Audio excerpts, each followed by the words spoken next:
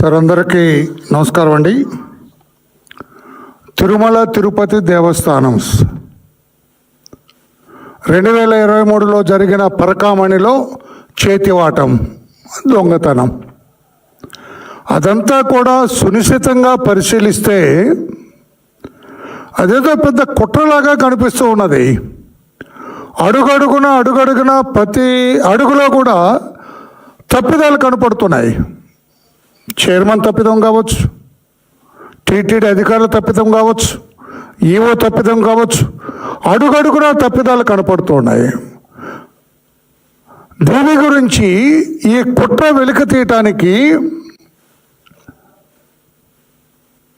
దర్యాప్తు చాలా సునిశ్చితంగా చేయవలసిన అవసరం ఉన్నది. ఆల్రెడీ గౌరవ హైకోర్టు వారి దృష్టిలో ఉన్నది.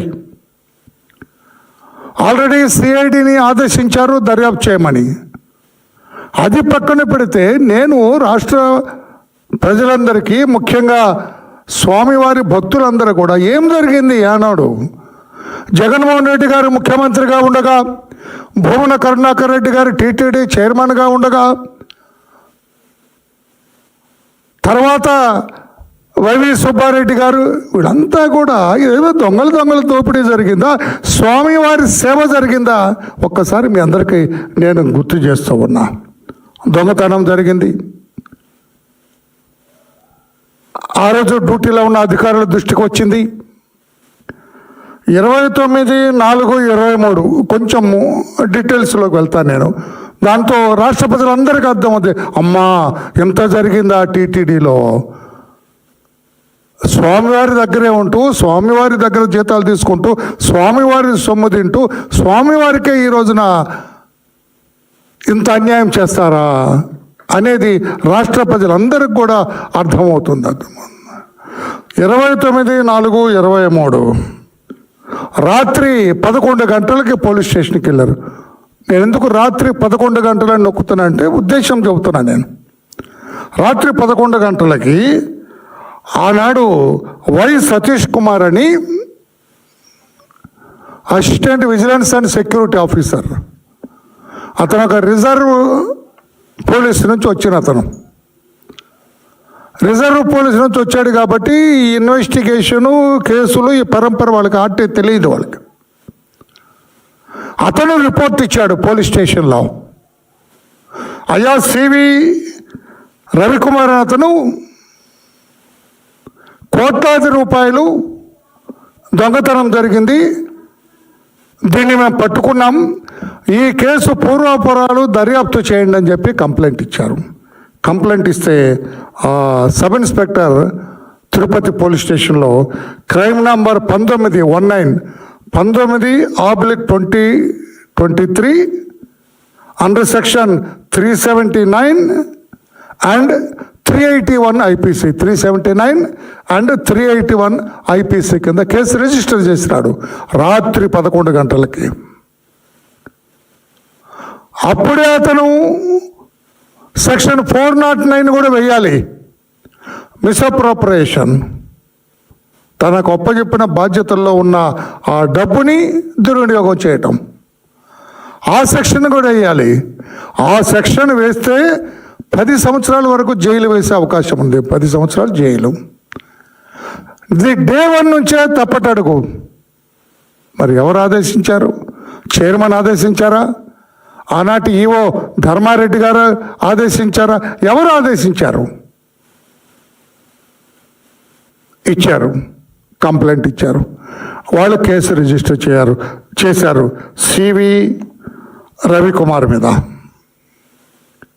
ఇన్వెస్టిగేట్ చేయాలి కదండి, దర్యాప్తు చేయాలి కదండి. ఇతన్ని స్టేషన్కి పిలిపించారు.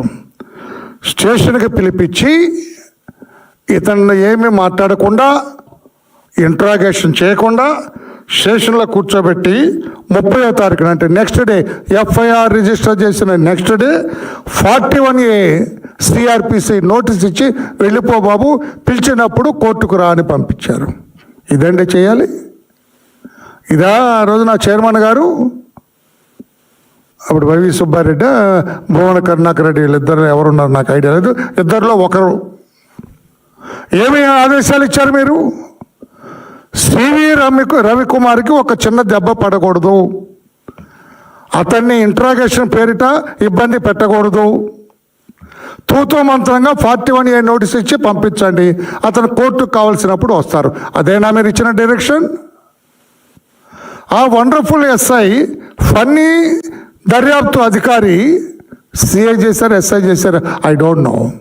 అతను అప్పుడే 409 వేయాలి. 409 వేయకపోతే తిరుమల దేవస్థాన పరకామణిలో దొంగతనం జరిగితే SP, additional SP, DSP, CI అందరూ పరుగులు తీయాలండి.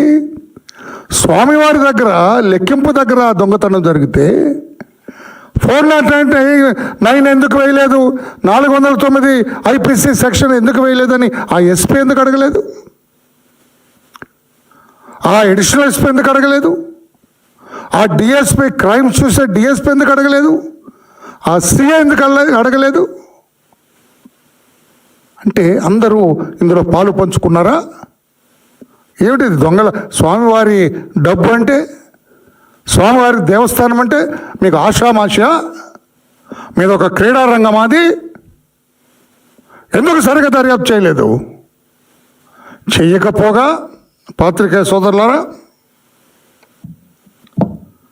వితౌట్ ప్రాపర్ ఇన్వెస్టిగేషన్, దర్యాప్తు ఏం చేయకుండా వచ్చిన స్టేషన్కి వచ్చిన ముద్దాయిని నోటీస్ ఇచ్చి సగౌరవంగా కుర్చీలో కూర్చోబెట్టి అతను కాఫీ టిఫిన్లు ఇచ్చి నోటీస్ ఇచ్చి వెళ్ళిపో అని పంపించారు.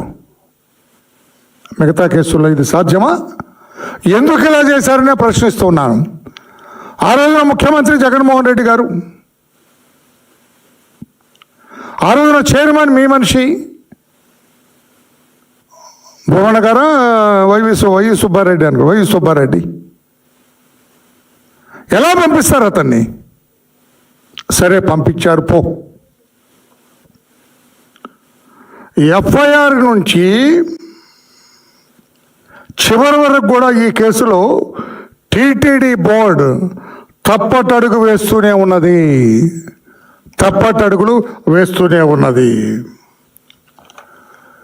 ఇది 409 వేయినప్పుడే టీటీడీ ఉలిక్కి పడాలి. ఏమి దర్యాప్తు చేస్తున్నారు? 41 నోటీస్ ఇచ్చి పంపినంటే ఉలిక్కి పడాలి. కానీ ఇక్కడ టీటీడీ బోర్డే ఇతన్ని దొంగని బయటకు రప్పించింది. ఏ ఇబ్బంది లేకుండా, ఏ ఆటంకం లేకుండా అతనికి 41 నోటీస్ ఇచ్చి బయటికి పంపించారు. అది అయిపోయిన తర్వాత 100 కోట్ల రూపాయల పైబడిన డబ్బు దొంగతనం చేశారని ప్రాథమికంగా ఎఫ్ఐఆర్ ఉంటే, కరెక్ట్గా 1 నెల తర్వాత 30 ఏప్రిల్న ఎఫ్ఐఆర్ రిజిస్టర్ చేశారు. 29 నైట్ అనుకుంటా ఎఫ్ఐఆర్ రిజిస్టర్ చేశారు. సరిగ్గా నెల తర్వాత ఛార్జ్షీట్ ప్రిపేర్ చేశాడు. మామూలు కేసులు అయితే నెలల తరబడి పడి ఉంటాయి. అందుకని బోర్డు ఇంటర్ఫీరెన్స్ ఇక్కడ. వైవి సుబ్బారెడ్డి గారు ఆతృత ఇక్కడ. ఎందుకు ఆతృత పడ్డాడో చెబుతాను నేను. ఆయన నెలలోనే ఛార్జ్షీట్ తయారు చేశాడు. 31/5/2023 very next day 30 chargesheet, very next day chargesheet. Tirupati 2nd additional judicial first class magistrate, 2nd additional judicial first class magistrate వారి కోర్టులో ఛార్జ్షీట్ వేశారు. సంతకం పెట్టి కోర్టులో వేశారు. అక్కడ గమ్మత్తు జరిగింది. ఆ కోర్టులో న్యాయస్థానాలన్నీ ఒకలాగా ఉంటాయని అనుకోవటానికి లేదు. అక్కడ కోర్టులో వేసి లోక్ అదాలత్లో వేయండి ఇది అని మ్యాజిస్ట్రేట్ గారికి రిక్వెస్ట్ చేసి సేమ్ డే ఆ ఛార్జ్షీట్ని కాగ్నిజెన్స్లోకి తీసుకున్నారు, అంటే ఫైల్లోకి తీసుకున్నారు, సీసీ నంబర్ ఇచ్చారు. మామూలుగా అయితే మ్యాజిస్ట్రేట్ కోర్టులో ఛార్జ్షీట్ వేసిన తర్వాత వారం రోజులకి 10 రోజులకి వెరిఫై చేసి అవి చేస్తే కానీ కాగ్నిజెన్స్ తీసుకోరు, సీసీ నంబర్ ఎవరు.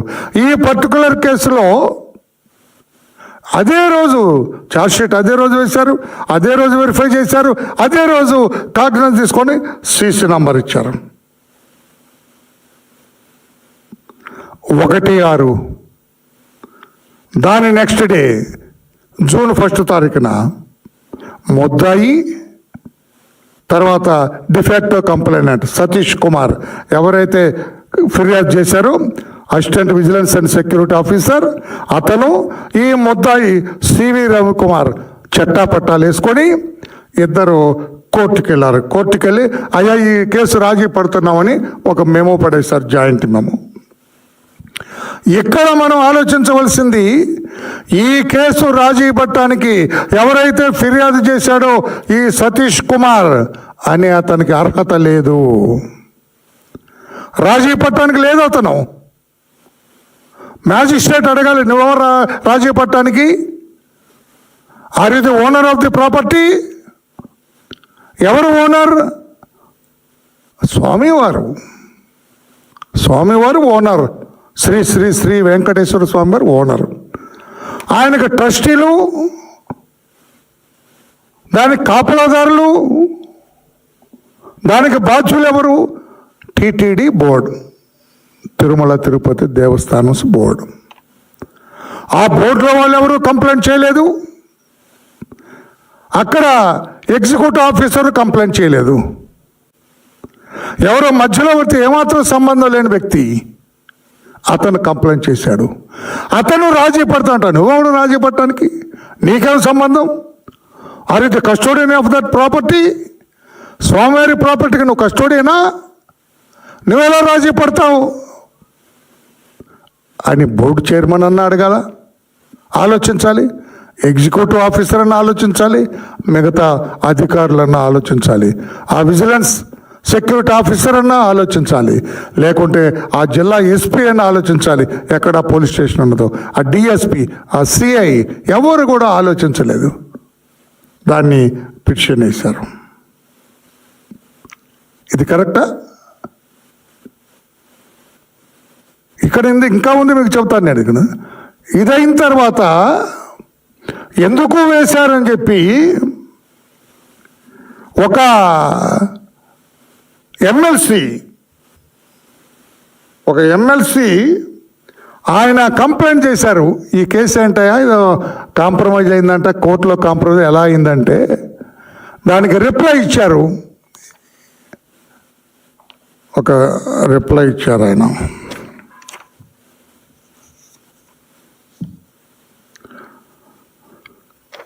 ఎమ్మెల్సీ కంప్లైంట్ ఇస్తే ఈఓ గారు రిప్లై ఇచ్చారు వాళ్ళకి. ఏమని ఇచ్చినారు? Complaint by MLC Giridhar Reddy, compromise was affected due to police pressure. Police వ్యవస్థ నుంచి ఒత్తిడి వచ్చినందువల్ల కాంప్రమైజ్ అయ్యారని చెప్పి రిప్లై ఇచ్చినారు ఆ ఎమ్మెల్సీకి. దీనికి ఎవరు సమాధానం చెబుతారు? పోలీస్ ప్రెషర్ ఎందుకు ఉంటుందండి దాని మీద? 100 కోట్ల పైన వాడేవాడో పరకామణిలో పనిచేసే గుమస్తా కొట్టేస్తే పోలీస్ ప్రెషర్ ఏంటంటే మీ ఇష్టం, పోలీసు వాళ్ళు మీ ఇష్టమా? స్వామివారి స్వామి మీ ఇష్టం వచ్చినట్టు డిక్లేర్ చేస్తారా? అసలు కంప్లైంట్ ఇచ్చినప్పుడే నువ్వెవరైనా కంప్లైంట్ ఇవ్వడానికి నీకేం సంబంధం అని అడగాల పోలీస్. అది ఏడవలేదు. ఆగమేఘాల మీద ఛార్జ్షీట్ వేశారు.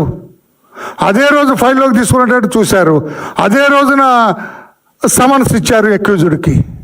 ఏమిటండి ఎటుపోతుంది? అయిపోయిన తర్వాత పోలీసు ప్రెషర్ వల్ల కాంప్రమైజ్ అయినారని చెప్తారు. ఎమ్మెల్సీకి రిప్లై ఇస్తారు. ఇది ఎక్కడ న్యాయం అండి? ఇది ఎక్కడ న్యాయం? ఇది ఛార్జ్షీటు ఇంతవరకు పక్కన పెడితే, ఈ ముద్దాయి ఎవడైతే రవికుమార్ ఉన్నాడో వాడి దగ్గర నుంచి దాదాపు 14 కోట్ల రూపాయలు, 14.5 కోట్ల రూపాయల విలువయ్యే 14.5 కోట్ల రూపాయలు విలువయ్యే ప్రాపర్టీస్, ముద్దాయికి చెప్పిన ప్రాపర్టీస్ స్వామివారి పేరిట వ్రాయించుకున్నారు.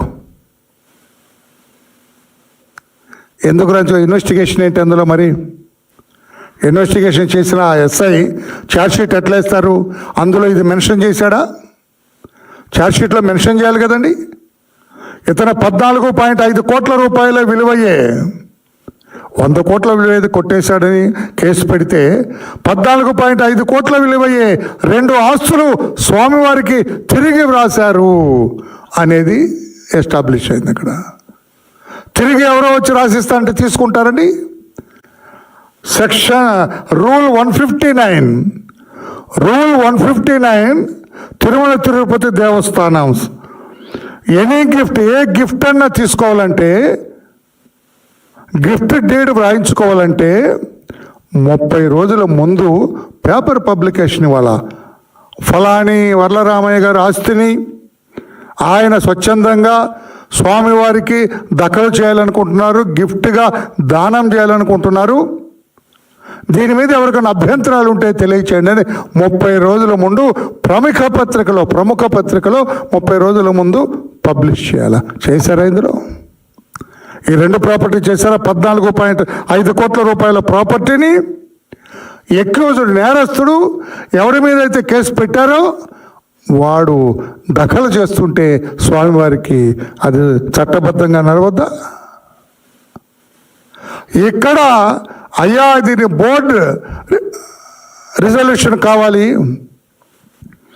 పేపర్లో పబ్లికేషన్ చేయాలంటే ఆనాటి చైర్మన్ నేను సంతకం పెడతా అని తీసుకున్నాంట. ఇదేంటండి? దొంగలు ఊరు పంచుకోవటం అండి? ఊళ్ళు పంచుకోవటమా? ఒక సిస్టమ్ ఉండదా? 150 రూల్ 159 ఏం చెబుతుంది మీకు?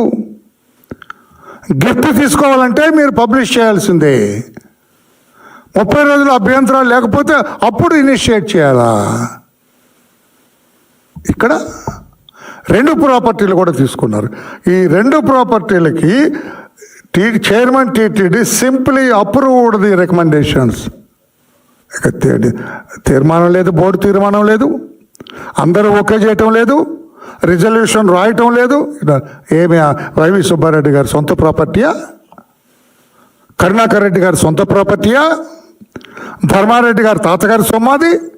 స్వామివారిదండి. కోట్లాది మంది భక్తులు ఆరాధించే శ్రీ శ్రీ వెంకటేశ్వర స్వామివారి సొత్తు అది. ఎలా చేస్తారు? రూల్ 159 కాదని ఎలా చేస్తారు? చైర్మన్ ఒక్కడే ఎలా అప్రూవ్ చేస్తాడు? అంటే అడుగడుగున ఒక కాన్స్పిరసీ, ఒక కుట్ర, స్వామివారి సొమ్ము కొట్టేయటానికి కూడా ఒక కుట్ర, ఒక కాన్స్పిరసీ జరుగుతూ ఉన్నది. అందుకే గౌరవ high court CID director general highest officer తోటి దర్యాప్తు చేయాలని చెప్పటం జరిగింది. ఇక్కడ ఈ కేసులో ఇదైన తర్వాత నెల రోజుల తర్వాత అవార్డు ఇచ్చారు ఆయన. 2nd additional judicial first class magistrate Tirupati, yes compromise is allowed.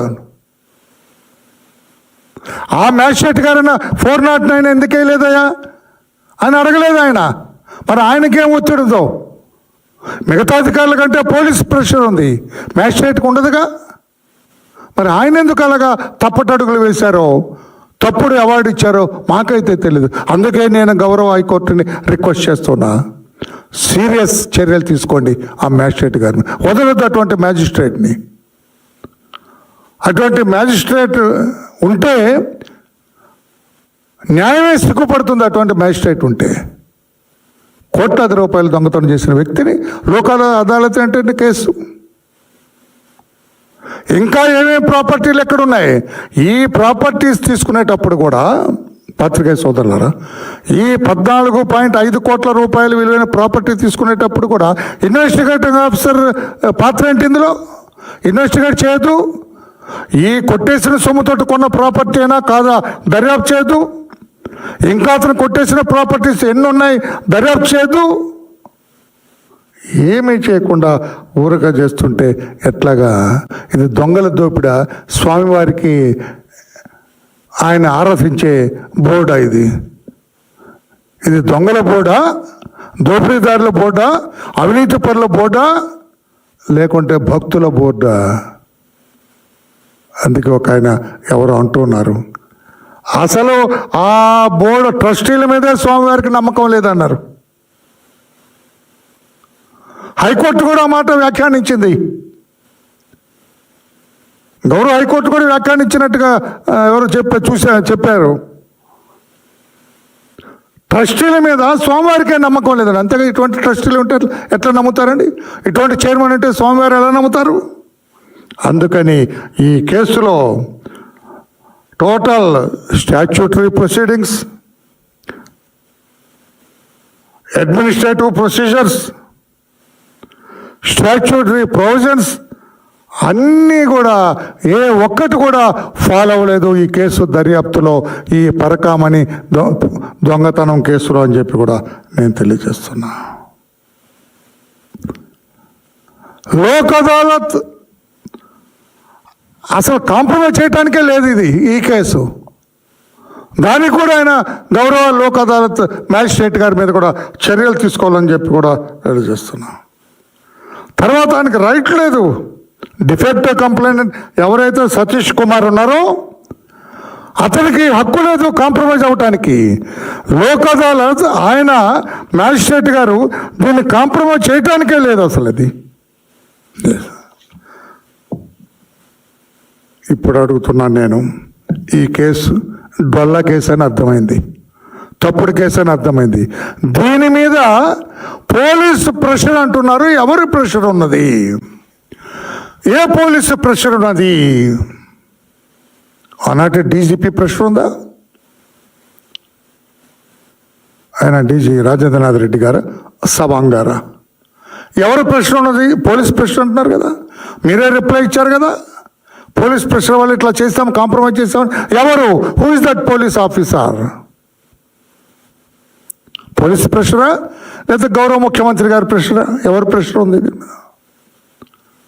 దొంగతనం చేసిన సివి రవికుమార్కి ఎంత గౌరవప్రదంగా తీసుకురావడానికి లోక్ అదాలత్లో అతను కొట్టేసిన 100 కోట్ల పైచీలకు డబ్బు కేసు రాజీ పట్టడానికి ఎవరు ప్రెషర్ ఉన్నది అని చెప్పి నేను అడుగుతున్నా.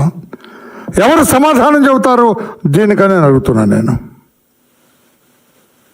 ఇప్పుడు నేను డిమాండ్ చేస్తున్నాను. నేను కోట్లాది మంది భక్తుల ఆరాధ్యదయమైన స్వామివారి పరకామణిలో ఎంత జరిగితే, ఈ రకంగా అడుగడుగున అవకతవకలు జరిగితే, చైర్మన్, బోర్డ్, ఎగ్జిక్యూటివ్ ఆఫీస్ అందరూ కూడా ఇందులో ఇరుక్కుపోతే తిలాపాపం తల పిడికడని మీ అందరూ ఇందులో బాధ్యులే. అందుకని అడుగుతున్నా, వెంటనే బోర్డ్ హైకోర్టులో కాంపిటెంట్ బెంచ్ ముందు అప్పీల్ చేయాలా? ఈ పరకామణి కేసు అవార్డు డిజాల్వ్ చేసి సునిశ్చితంగా దర్యాప్తు చేయించమని హైకోర్టు ఆర్డర్ ఇస్తే ఇవ్వచ్చు. మరలా మీరు కూడా బోర్డు కూడా మీ సచ్ఛీలత నిరూపించుకోవాలా? మీరు ఇందులో ముద్దాయిలతో చేతులు కలపలేదు, ఈ అవినీతిలో మీకు భాగం లేదని తెలియాలంటే గౌరవ హైకోర్టులో డివిజన్ బెంచ్ ముందు మీరు అప్పీల్ చేయాలని చెప్పి కూడా మేము డిమాండ్ చేస్తున్నాం. నేను సెక్షన్ 409 మిస్అప్రోప్రియేషన్, గవర్నమెంట్ ఉద్యోగ కనుక అతను చేసిన మిస్అప్రోప్రియేషన్కి సెక్షన్ 409 10 సంవత్సరాల శిక్ష అండి. అది అంటే గౌరవంగా మొట్టమొదటి నుంచి కూడా ఈ సివి రవికుమార్ ఏ ఇబ్బంది లేకుండా, చిన్న దెబ్బ కూడా మీద పడకుండా, చిన్న తిట్టు కూడా తినకుండా, ఒక్కరోజు కూడా పోలీస్ స్టేషన్లో ఉండకుండా, ఒక్కరోజు కూడా జైలుకు పోకుండా చాలా సగౌరవంగా తీసుకొచ్చారు. Board, TTD board, executive officer కాదని చెప్పే ధైర్యం ఉందా మీకు? మాకేం సంబంధం లేదని చెప్పే ధైర్యం ఉందా మీకు? 409 కూడా యాడ్ చేసి దర్యాప్తు చేయమని చెప్పి కూడా అంటున్నాం. సీరియస్ ఇన్వెస్టిగేషన్ టీటీడీ అఫీషియల్స్ మీద, చైర్మన్ మీద కూడా సీరియస్ ఇన్వెస్టిగేషన్ చేయాలని చెప్పి కూడా సిఐడిని మేము కోరుతున్నాం. They have no right. వాళ్ళకి ఈ 2 గిఫ్ట్లు ఏదైతే 14.5 కోట్ల రూపాయల గిఫ్ట్లు తీసుకున్నారో అవి గిఫ్ట్లు తీసుకునే హక్కు, అధికారం వాళ్ళకి లేదు అని చెప్పి కూడా మేము తెలియజేస్తున్నాం. ఏసీబీని రిక్వెస్ట్ చేస్తున్నాం, ఏదైతే గౌరవ హైకోర్టు ఆదేశించినట్లుగా అసలు వీడికి ఎన్ని ప్రాపర్టీస్ ఉన్నాయి, ఎక్కడివి, వీడు ఉద్యోగంలోకి రాకముందు వీడి ఆస్తులు ఎంత, ఇప్పుడు 14.5 కోట్లు ఊరిక జస్ట్ లైక్ దట్ వాడు స్వామివారికి గిఫ్ట్గా ఇచ్చాడంటే ఎన్ని కొట్టేస్తుంటాడు? అసలు ఒక్కటండి, స్వామివారిది ఎంత ఆస్తి ఎంత కొట్టేశారో కూడా లెక్కలేదు అక్కడ. ఆ ఇన్వెస్టిగేటివ్ ఆఫీసర్, ఆ పనికిమాలిన పోలీస్ అధికారి అసలు ఏమీ చేయలేదు దర్యాప్తు. అతను ఎక్కడున్నా తీసుకొని సస్పెండ్ చేయాలి అతన్ని. అటువంటి వాడు పోలీస్ అధికారిగా కొనసాగే హక్కు లేదు అతనికి. సీరియస్ యాక్షన్ ఏమి ఇన్వెస్టిగేట్ చేయలేదు వాడు. ఆ పై వాళ్ళు ఏం చెబుతా అది చేశాడంతే. ఆ టీటీడీ చైర్మన్ ఏదో ఆదేశిస్తే అది చేశాడు, డూడు బసవన్నలాగా. ఏసీబీ ఆ లైన్లో కూడా దర్యాప్తు చేయాలి. మ్యాజిస్ట్రేట్ గారి మీద ఇంతవరకు మ్యాజిస్ట్రేట్ గారి మీద దర్యాప్తు యాక్షన్ తీసుకోవాలా. సిఐడి ఇవన్నీ కూడా కూలంకషంగా దర్యాప్తు చేయాలని చెప్పి కూడా మేము రిక్వెస్ట్ చేస్తున్నాం. చివరగా పరకామణిలో ఏదైనా తప్పు జరిగి ఉంటే నేను తల తీసుకుంటా. నా హయాంలో తప్పు జరిగితే అలిపిరి మెట్లపై తల నరుక్కుంటా. భూమన కరుణాకర్ రెడ్డి గారి వ్యాఖ్య. నేనన్నది కాదు, ఈ సోషల్ మీడియా నేనన్నానని పెడతారు రేపు సోషల్ మీడియాలో. కాదండి, ఈ రెండు వ్యాఖ్యలు కూడా పరకామణిలో ఏదైనా తప్పు జరిగి ఉంటే నేను తల తీసుకుంటా. నా హయాంలో తప్పు జరిగితే అలిపిరి మెట్లపై తల నరుక్కుంటా. భూమన కరుణాకర్ రెడ్డి ఆయనన్న మాటలు ఇవి. నేనైతే తల నరుక్కో కరుణాకర్ రెడ్డి అని నేను అనను. అలిపిరి మెట్ల మీద తల నరుక్కో అని నేను అనను. మీ వ్యాఖ్యలు మీ చిత్తశుద్ధికే నేను వదులుతాను. కానీ ఈ దొంగతనం ఏంటి? ఈ 14.5 కోట్ల రూపాయల గిఫ్ట్ ఆస్తులు గిఫ్ట్ తీసుకోవటం ఏంటి రవికుమార్ దగ్గర నుంచి? అలా రవికుమార్కి నీకున్న సంబంధం ఏంటి? ఎందుకు రవికుమార్ అంటే పెట్టుకొని స్వామివారి పరకామణిలో దొంగతనం కేసుని ఎందుకింత నీరుగచ్చడానికి మీరంతా ప్రయత్నం చేశారు? అది చెబితే చాలు, తల నరుక్కోక్కర్లేదు. ఈ నీడ్ నాట్ డై, ఈ need not end our self. మీరు చావక్కర్లేదు, మరణించక్కర్లేదు, చావాలని ప్రయత్నం కూడా చేయక్కర్లేదు. ఈ దొంగతనం బయటికి చెప్పండి. అసలు ఎన్ని వందల కోట్లు వాడు కొట్టేశాడు? ఎవరెవరికి పంచాడు? ఇప్పుడు ఆ రోజున 14.5 కోట్లు స్వామివారికి ఇచ్చేటప్పుడు స్వామివారితో పాటు ఇంకెంతమందికి ఇచ్చాడు? వారు 14.5 కోట్లు రిజిస్టర్ చేస్తే ఆ రిజిస్ట్రేషన్ డబ్బులు ఎవరు కట్టారు?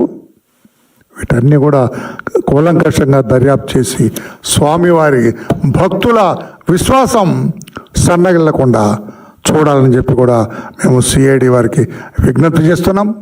ఆ పోలీస్ అధికారులు, ఆనాడు అధికారంలో ఉన్న పోలీసు అధికారులు అందరి మీద కూడా స్వామివారిది ఇలా చేస్తే ఎట్లాగండి? 100 కోట్లు కొట్టేసిన ఆ రవికుమార్ని ఈ రకంగా ఒక విఐపి ట్రీట్మెంట్ ఇచ్చి చేస్తే ఎట్లాగండి? ఇవన్నీ కూడా కూలంకషంగా దర్యాప్తు చేయాలి. అడుగడుగున పరకామణి కేసులో ఈ board executive officer and his team మొత్తం కూడా తప్పుటడుగులు వేశారని చెప్పి కూడా చెప్పడానికి నేను ఏమాత్రం కూడా సంశయించట్లేదు. కూలంకషంగా దర్యాప్తు జరగాలి. సిఐడి డీజీ రవిశంకర్ గారు, ఆయనకి మంచి పేరు ఉన్నది డిపార్ట్మెంట్లో. మీరు దర్యాప్తు చేసి అసలు ముద్ద వాడు చైర్మన్ కావచ్చు, ఎవడైనా కావచ్చు, ఈఓ కావచ్చు, అంత పై ఆఫీసర్ కావచ్చు సార్, అందరినీ తీసుకొచ్చి చట్టానికి పట్టించండి. తద్వారా స్వామివారి ఔన్నత్యానికి కించిత్తు కూడా నష్టం జరగకుండా చూడాలని చెప్పి కూడా నేను కోరుతున్నా. Thank you. Any question on this? You're at liberty to ask me any question. Then thank you.